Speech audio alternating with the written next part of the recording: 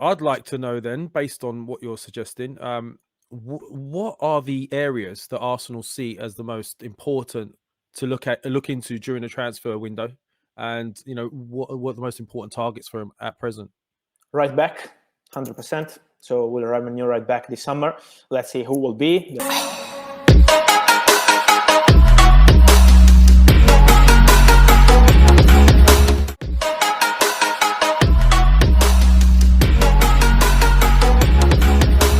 But I'm told that Inter won't sell him. He's having an amazing season.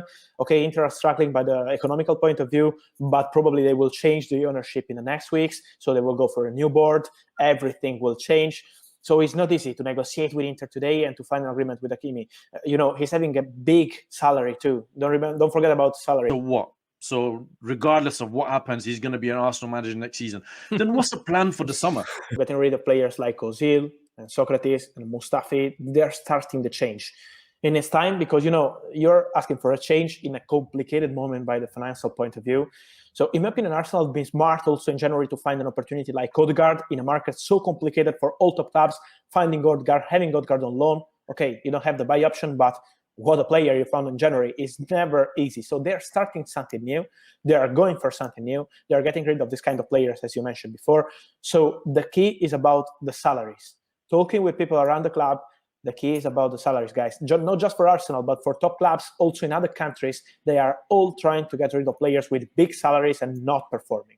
So this is the key. When I was mentioning also the situation of Bellerin, of David Luiz, they need to change about this kind of situation and go for players with different salaries because football is changing, transfer market is changing. Players know that they can't go for this kind of salaries. I always make the example for a player you know so well, Aaron Ramsey here at Juventus.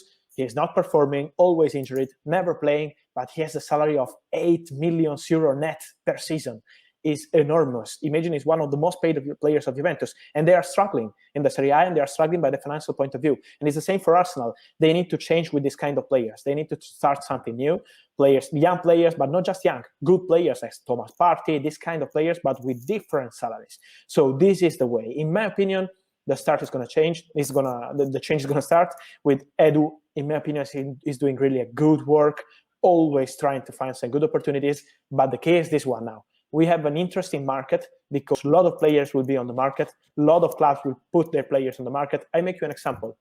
I'm not talking about Arsenal because at the moment I don't have any news about this player linked to Arsenal. But look at Dybala. He's out of contract in one season with Juventus. He's on the market right now.